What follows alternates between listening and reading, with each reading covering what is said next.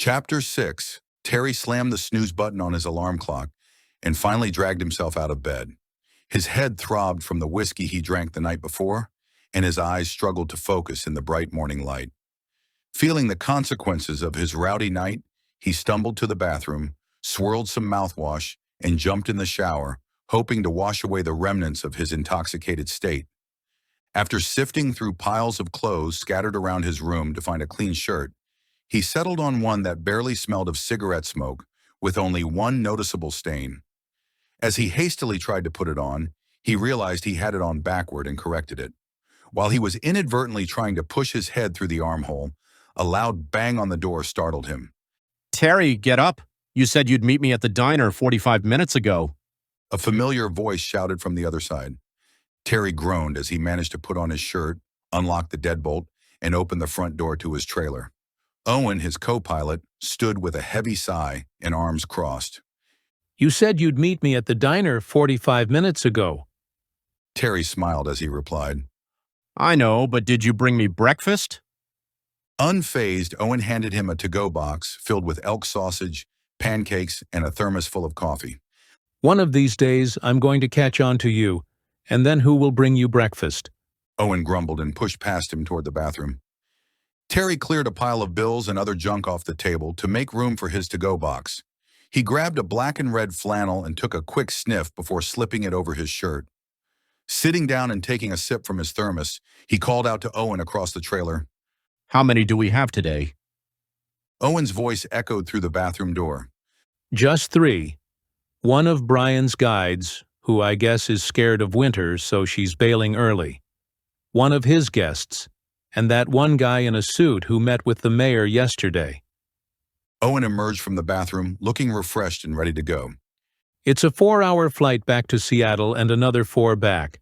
I really want to stop at that Mexican place for lunch, so let's get on with it, he said with a hint of annoyance still in his voice.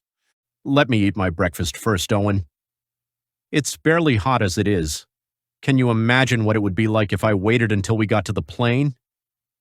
Owen sighed and leaned against the counter. That's why we were supposed to meet at the diner. We have plenty of time, even enough time to grab a bite in Seattle. I'm thinking we should try that new Chinese joint instead, though. Terry snickered. Owen scowled. Stop messing with me. Today's not the day for it. Fine, fine. Did you get the extra boxes loaded into the plane already? Terry said in a more serious tone. Owen let out his breath and sat next to him. Yeah, I got the boxes loaded last night. They are all secure and ready to go. Did you call you-know-who? Relax, Owen. It's all handled. I made the call last night. It'll all be taken care of while we're getting some fried rice and orange chicken, he said, grinning. Owen stood up, his face flushed with anger, and glared at Terry. Terry held up his hands. I'm just kidding, buddy. We're having tacos and everything is set up. No need to worry. Terry grabbed his day pack from a neighboring chair and tossed it at Owen. Start the truck. I'll be out in a minute. I want to enjoy the warmth of my heated seat as soon as I sit down. Owen caught the half-zipped pack and shot Terry a puzzled glance, raising an eyebrow in disbelief.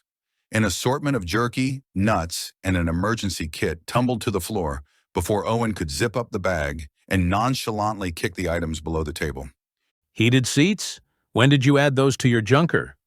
Terry didn't bother to answer. Instead, he took a satisfied gulp from his thermos and waved dismissively at Owen, signaling him to head out. Owen shrugged and exited the door to fire up the worn-out truck parked in front of Terry's trailer. As soon as the door shut, Terry walked over to his closet, his eyes scanning the stacks of cardboard boxes that filled it. He quickly rummaged through the top box and retrieved a handful of cash, stuffing it into his pocket. While grabbing his coat, the hanger slipped from the collar and rattled against the floor. He kicked it aside without a second thought, slammed the closet door behind him, and went outside to the truck. Terry opened the passenger door and glanced at Owen. Where's my bag? Owen reached for his coat, which was covering the bag, and patted it. Good. You managed not to mess that up. Let's get going. One of these days, Terry, you're going to push too hard. Owen shifted the truck into drive and headed toward the docks.